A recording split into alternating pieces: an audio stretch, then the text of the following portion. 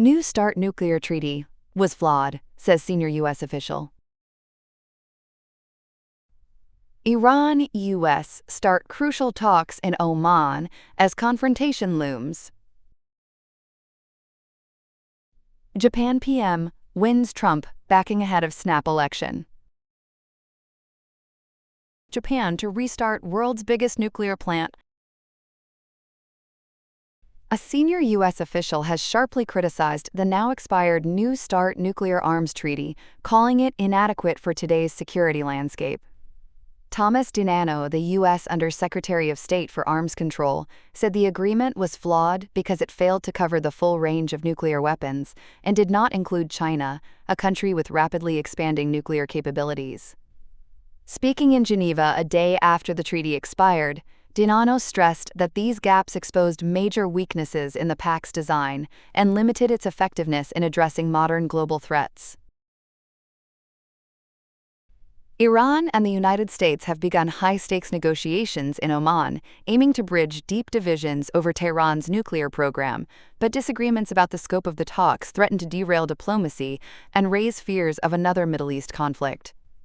The discussions are expected to follow an indirect shuttle diplomacy format, with Oman acting as mediator. Iranian officials say their demands have already been passed to Washington, though formal talks had not yet started. At the center of the dispute is what should be on the negotiating table. The United States wants broader discussions covering Iran's ballistic missile program, support for regional armed groups, and human rights concerns. Tehran, however, insists the talks focus strictly on nuclear issues and has warned that involving U.S. Central Command or regional military officials could jeopardize the process. Iran's Foreign Minister Abbas Araghchi and U.S. envoy Steve Witkoff are expected to lead the delegations in Muscat, with reports also suggesting Jared Kushner may participate. Tensions remain high. President Donald Trump has warned that bad things could happen if no deal is reached, while the U.S. has increased its naval presence near Iran. Tehran has responded with threats of retaliation against any military strike and cautioned Gulf states hosting American bases that they could become targets. Iran considers its missile program a non-negotiable red line. In a show of strength ahead of the talks, state media reported the deployment of the long-range KHORRAM-SHAHR-4 missile at an underground base. Still, Iranian officials have hinted at possible flexibility on uranium enrichment, including transferring highly enriched uranium and considering a consortium arrangement, while demanding the lifting of sanctions reimposed after Washington withdrew from the 2015 nuclear deal. Japan's Prime Minister Sanae Takaichi has received a strong public endorsement from U.S. President Donald Trump just days before Japan's snap elections, a vote that polls suggest her coalition could win by a landslide. Trump praised Takaichi as a, quote, strong, powerful, and wise leader who loves her country, offering his, quote, complete and total endorsement.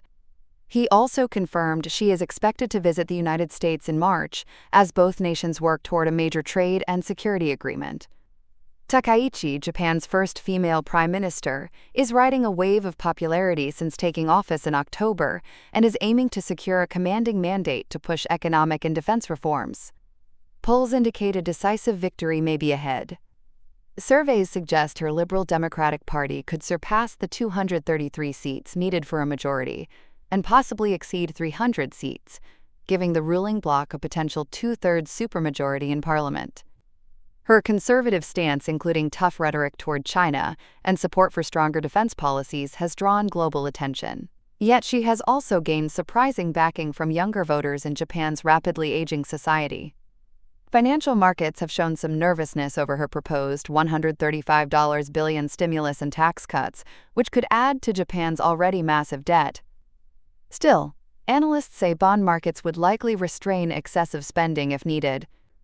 With Trump's backing and favorable polling, Takaichi appears well-positioned, but the upcoming election will determine whether her early momentum translates into lasting political power. Japan is set to restart the world's largest nuclear power plant next week, marking a major step in the country's return to atomic energy after the 2011 Fukushima disaster. Tokyo Electric Power Company, or TEPCO, says it plans to power up a reactor at the Kashiwazaki Kariwa facility on February 9th. The unit was briefly restarted in January, but shut down after a monitoring alarm sounded. Officials later confirmed the alert was triggered by a configuration error, not a safety threat, and the settings have now been corrected. Commercial operations are expected to begin on or after March 18th following another full inspection. For now, only one of the plant's 7 reactors will return to service. The facility has remained offline since Japan halted nuclear operations in the wake of the earthquake and tsunami that caused meltdowns at Fukushima. But energy-poor Japan is now turning back to nuclear power to cut fossil fuel dependence, support rising electricity demand, including from artificial intelligence, and meet its carbon neutrality target by 2050. Still, the restart remains controversial. Local opinion is sharply divided, with about 60% of nearby residents opposing the move.